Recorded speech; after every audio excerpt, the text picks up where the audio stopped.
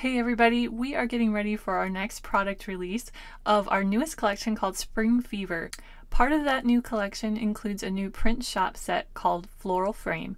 I'll be introducing that set today and showing you how easy it is to create these beautiful floral frames.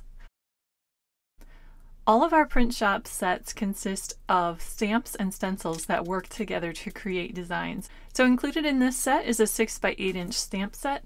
This set just has a single stencil that helps you create all those flowers in one shot, and then also a step-by-step stamp and stencil guide. There are also a couple of dies available to coordinate with this collection. We have the Print Shop Floral Frame die, which is a 2-piece set. The inner and outer portions of the frame are separate dies. They are wired together with the option to snip those apart for if you want to use the inner or outer portions independently. This die set also includes a template for repositioning. Should you decide to snip those dies apart, this template will make it super easy to reposition those exactly where they need to be, and then you can go ahead and secure it with some washi tape, and everything will be positioned just right to cut out your floral frame. There's also a detail die edition.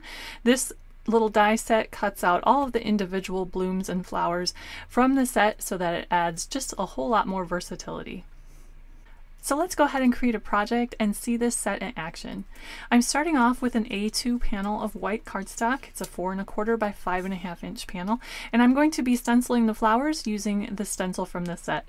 When you're doing this, make sure that the text across the bottom of the stencil is reading correctly so that you can make sure that that is positioned in the right direction on your cardstock.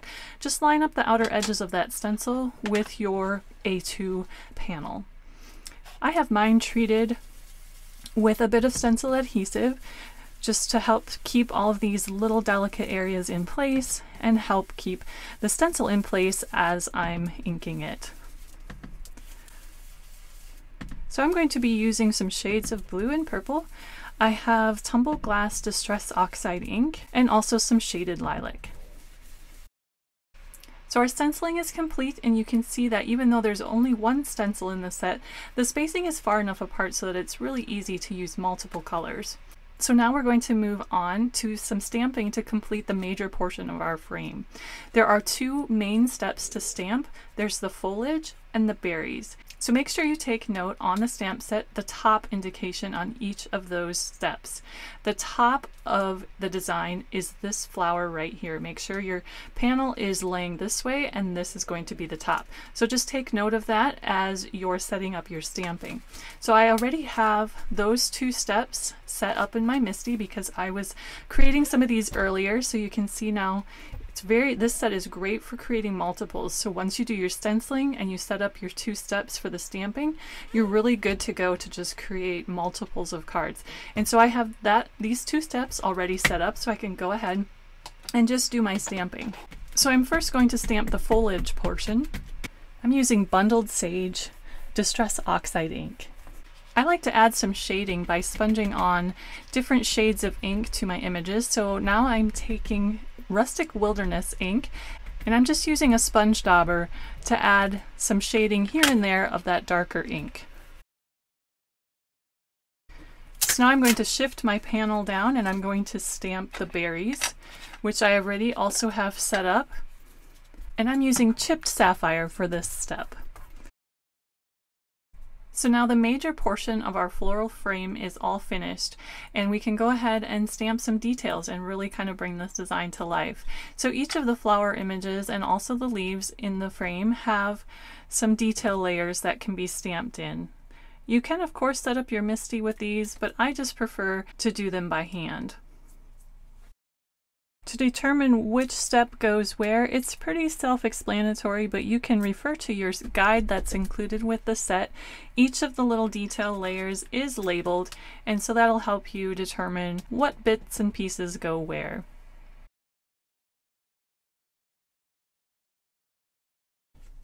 So our pretty floral frame is all finished, and now we have some options. You can choose to either cut out the outer and the inner portion to create an open die cut frame, or you could cut just the inner or just the outer and play around with some different design ideas. I think I'm going to go ahead and cut out the center only, and then we're going to sponge that with some ink, nest it back inside, and add a sentiment.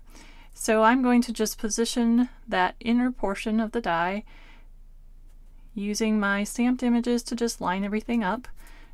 Should be able to pretty easily see where that needs to go, and I'm going to go ahead and run that through my die cut machine.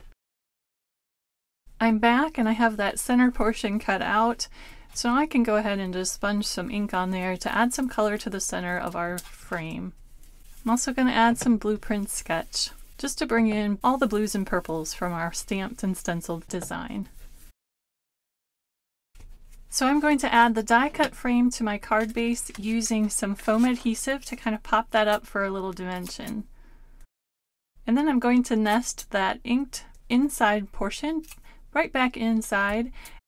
Then we can finish it off with a sentiment, which I have stamped and heat embossed with gold powder, and this is from our Opposite Attract stamp set. And our card is finished. It was so fun and easy to stencil and stamp using this new Print Shop Floral Frame set. Thanks for joining me, everybody. I hope you enjoyed this peek into this new set we have coming out as part of our Spring Fever collection. All of these new products will be available for purchase beginning at 10 a.m. Eastern Time on Wednesday, March 10 at thegreetery.com.